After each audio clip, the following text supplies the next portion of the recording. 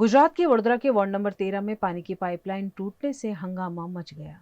वडोदरा के ward number 13 के बगीखाना polo ground इलाके में प्री मानसून तैयारियों के तहत चल रहे खुदाई कार्य के दौरान शुद्ध पीने के पानी की पाइपलाइन क्षतिग्रस्त हो गई, जिससे लगातार पानी का बहाव हो रहा है और शुद्ध पीने का पानी व्यर्थ हो रहा है। गौरतलब है कि पूरे शहर में वडोदरा म्युनिसिपल कॉरपोरेशन द्वारा प्री मानसून कार्य जोरों पर चल रहा है।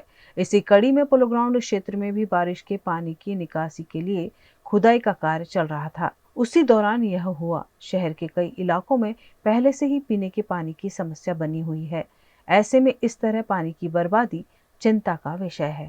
आ वॉर्ड नंबर 13 आवेलो છે પોલો ગ્રાઉન્ડ આગળ બગીખાના આગળ જે અત્યારે કામગીરી ચાલી રહી છે ડ્રેનેજના વરસાદીના કાસની અત્યારે જ્યારે ખોદવામાં આવ્યું ત્યારે ખબર પડી કે શુદ્ધ પીવાલાયક પાણી કેટલા સમયથી વેડફાટ થઈ રહેલો અને લોકો એક બાજુ પાણી માટે વલખા મારી રહ્યા છે અને શુદ્ધ પીવાલાયક પાણીનો બગાડ થાય છે। અત્યારે વોર્ડ અધિકારીને ફોન કરી અને પાણીના જે અધિકારી હતા એમને તાત્કાલિક સ્થળ પર બોલાયા છે, એમને વિઝિટ કરી છે અને તાત્કાલિક ધોરણે એ લોકો પાણીના જે નિકાલ આવે છે એની તપાસ માટેની આગળની કાર્યવાહી કરવાના છે। કારણ કે અધિકારીને અત્યારે ફોન કરીને બોલાયા અને અધિકારી તાત્કાલિક આવી ગયા છે અને જે પ્રકારે પાણીનો બગાડ થઈ રહ્યો છે એ તાત્કાલિક ધોરણે બગાડ ના થાય એના માટેનું યુદ્ધના ધોરણે કામગીરી કરવા માટે રજૂઆત સાહેબને કરીએ। સાહેબે આશ્વાસન આપ્યું છે કે તાત્કાલિક ધોરણે પાણી જે બગડી રહ્યું છે એ તાત્કાલિક ધોરણે એનું મરામત કરવામાં આવશે।